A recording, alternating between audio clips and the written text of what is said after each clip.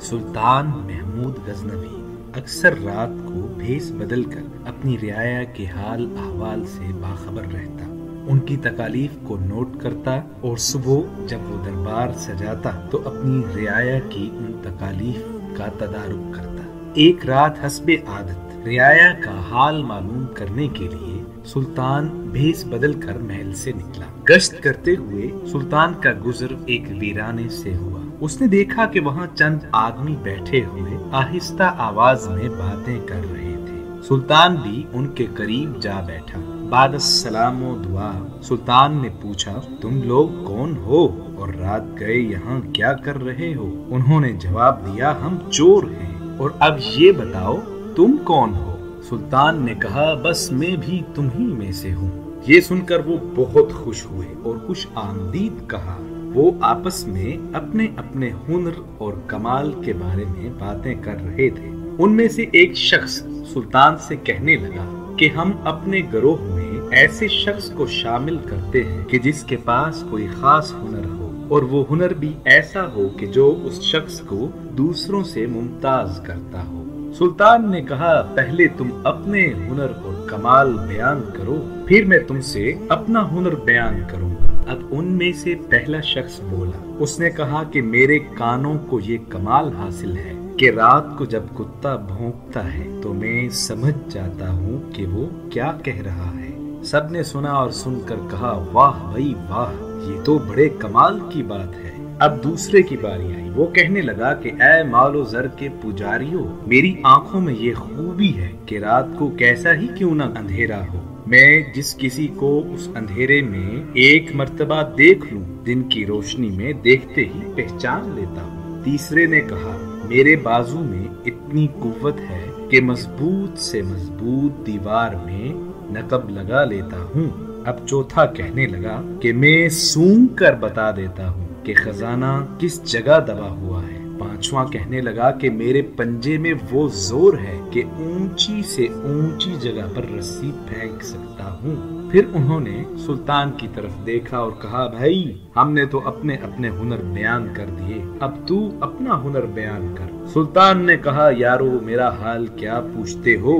अल्लाह की मेहरबानी से मेरी दाढ़ी में एक खास वस्फ है, वो मुजरिमों को कैद से रिहा करा देती है, या जिनको कत्ल की सजा हो जाए उस वक्त अगर मैं दाढ़ी को हिला दूं तो उन्हें बाइज्जत रिहा कर दिया जाता है।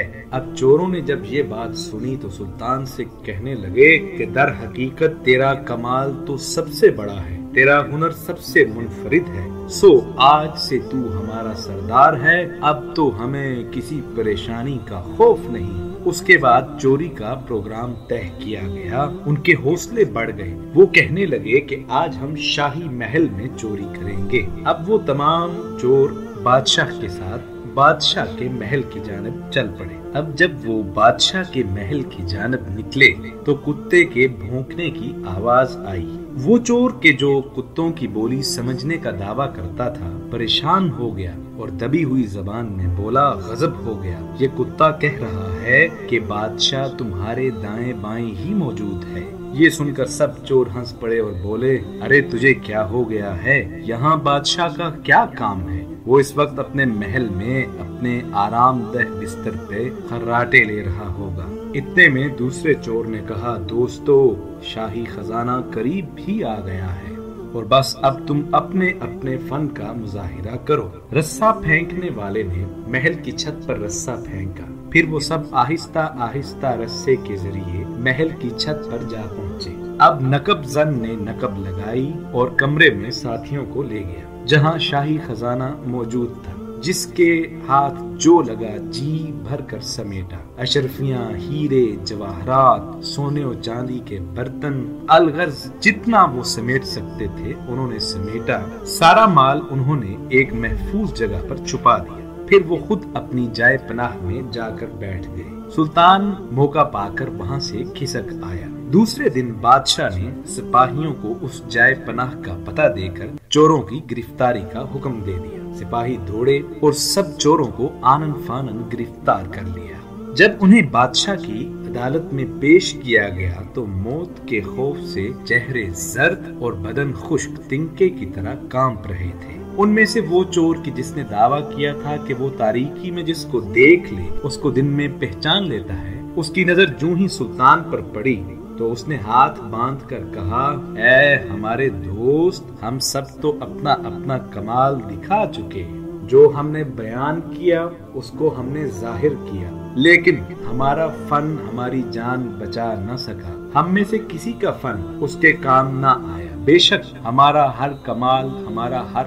فن بدبختی اور آفت ہی ڈھاتا رہا، یہاں تک کہ ہم موت کے منہ میں پہنچ گئے۔ اب جلاد ہماری گردنیں اڑانے کے لیے کھڑا ہوا ہے، ہمارے ہنر ہمیں موت کے پنجے سے چھڑا نہ سکے۔ اے ہمارے رات کے ساتھی، اب وقت آ گیا ہے کہ اپنے فن کا مظاہرہ کرو، اب اپنی داڑھی ہلا دو کہ ہماری جان بچ جائے۔ سلطان محمود غزنوی نے جب ان کی یہ باتیں سنی تو ہنسا اور اس کو رحم آ گیا، سو اس نے اپنی داڑھی کو ہلا کر حکم دیا کہ ان سب کو رہا کر دیا جائے۔ اس واقعہ سے ہمیں یہ سبق حاصل ہوتا ہے کہ اچھا ہنر مصیبت میں کام آتا ہے، جبکہ برا ہنر آفت اور مصیبت کا باعث بنتا ہے۔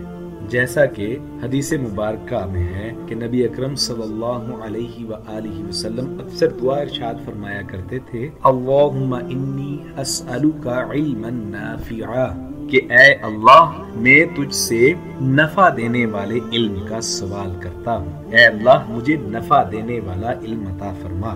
سو اچھے ہنر کو سیکھنا چاہیے، اچھی باتوں کو سیکھنا چاہیے، ایسا علم سیکھنا چاہیے جس سے آپ کی دین و دنیا دونوں سنور جائے۔ اللہ پاک ہمیں سمجھنے کی اور عمل کرنے کی توفیق عطا فرمائے۔